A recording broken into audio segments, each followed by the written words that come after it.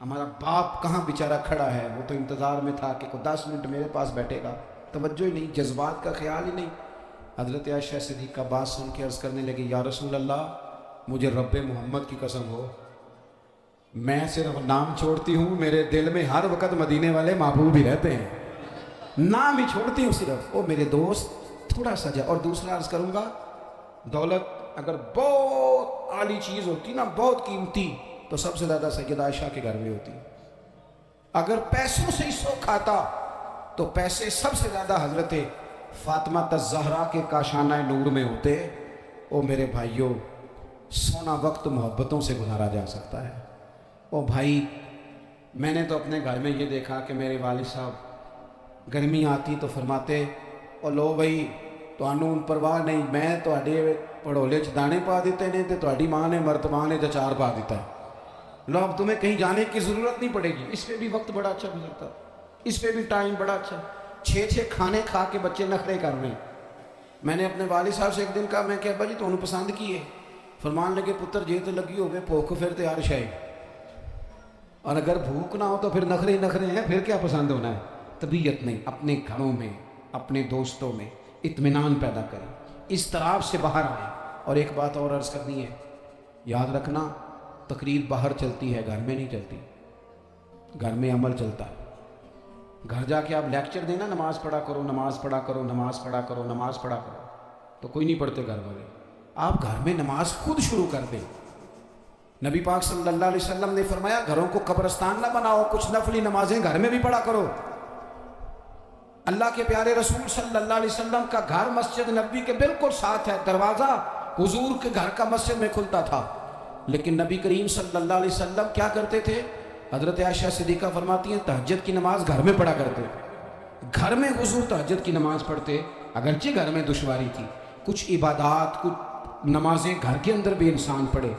توجہ کرے، ویسے تو ہمیں ایک اذان سن چکے ہیں، لیکن یہ کچھ زیادہ ہی قریب ہے، اسے بھی سن ہی لیا جائے۔ اچھا جی، سن لے جی، اذان سن لیں۔ ویسے ایک ہی اذان سننا ضروری ہوتا ہے جب زیادہ ہو رہی ہوں، میں بھی بس بات سمیٹنے ہی لگا تھا، اذان کو مکمل ہو لینے۔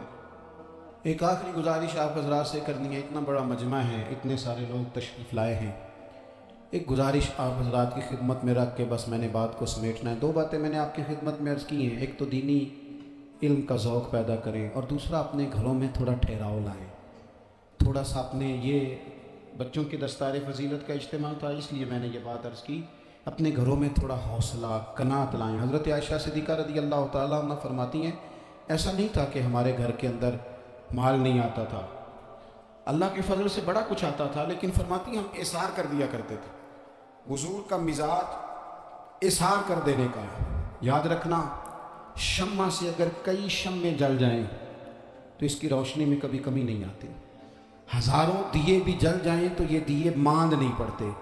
مہنگائی بڑی زور کی ہو گئی، غریب آدمی کی آزمائش بڑھ گئی، ہمیشہ مہنگائی سے غریب لوگ متاثر ہوتے ہیں۔ امیروں کی تو چیزیں مہنگی ہو جاتی ہیں، وہ تو سنگل انہوں نے جمع کی ہوتی ہیں، مہنگی ہوتی ہیں تو ڈبل میں بیچتے ہیں، غریب پستا ہے۔ لیکن دکھ کی بات یہ ہے کہ ہم ایک دوسرے کا ساتھ نہیں دیتے، مقروض ذہنی اذیت کا شکار ہے۔ 3 دن ہے نا عید کے، تو ایک جوڑے سے بھی گزارے جا سکتے ہیں، ایک سے بھی۔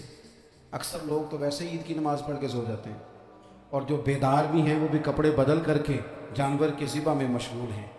ہم نے اس عید پہ کوشش کرنی ہے کہ ہماری گلی میں، ہمارے محلے میں، ہمارے دائیں بائیں تھوڑا سفر کریں، بچوں کو دیکھیں، سرکاری سکول سے نکلتے بچوں کو دیکھیں، مساجد مدارس سے نکلتے بچوں کو دیکھیں، ہم نہ ایک ایک 2 کا ساتھ دیں۔ یہ جتنی سیاسی جماعتیں کام کر رہی ہیں، جن کی حکومت تھی، جن کی ہے، پتہ نہیں کل کس کی آئے گی، میں تو ذاتی طور پر ان سے پورا مایوس ہوں۔ مجھے تو نہیں لگتا کہ جتنے لوگ آج تک حکومت کر چکے ہیں، بار بار آتے ہیں یا پچھلی حکومت گئی ہے، ان کے پاس کوئی پلان ہی نہیں ہے۔ یہ تو بیچارے ایک دوسرے کی ٹانگیں کھینچنے کے علاوہ نہ کچھ کر سکے ہیں، نہ امید ہے کچھ کریں گے۔ لیکن غریب کی تکلیف بڑھ گئی ہے۔ میرے پاس 20 لوگ آتے ہیں، آتے تو وہ دعا کا کہنے ہیں، آتے تو صرف یہ بتانے ہیں کہ اس مشکل میں ہوں، دعا کرنا۔ لیکن دوستوں، لوگوں کی باتیں سن کے بڑی تکلیف ہوتی ہے۔ ہم کیا کسی کی مدد کر سکتے ہیں؟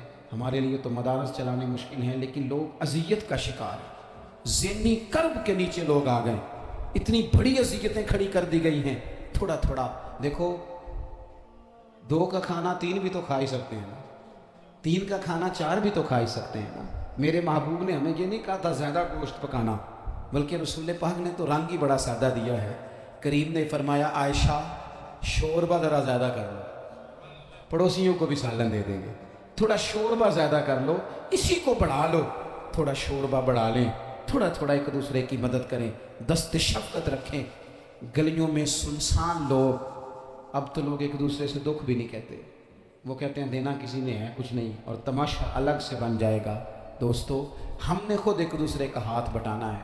जो लोग साहिब सरबत हैं, देखो एक ही बाप की औलाद होती है, एक को अल्लाह बड़ा नवाज देता है, 2-3 कमज़ोर रह जाते हैं, उसको चाहिए वो दूसरों पे दस्ते शफ़क़त रखे। एक गली में सारे लोग एक ही कबीले के, एक ही इलाके के, एक आगे निकल गया, उसे चाहिए वो दूसरों का ख्याल करे। अजीज़ भाइयों, हमने इस कमर तोड़ महंगाई के दौर में, मैंने जुमे में अमीर लोगों से कहा था कि कुर्बानियाँ करनी तो है ही, तो तुम तो सारा साल गोश्त खाते हो। क्या आपको बताऊं कि हम उस वतन में रहते हैं जहाँ फ्रिज और फ्रीज़र बड़ी इससे पहले ज़्यादा बिकते हैं। फ्रिज नहीं ले आओ, बड़ी ले आओ, चूँकि गोश्त सेव करना है, सारा साल भी तो मिलता है ना अमीरों। मैंने तो कहा था उस गांव में ले जाओ जहाँ कुर्बानी कोई नहीं कर रहा, ज़िबाई वहाँ जाके कर लो, थोड़ी सी गुंजाइश बनाएं अपने दिलों में।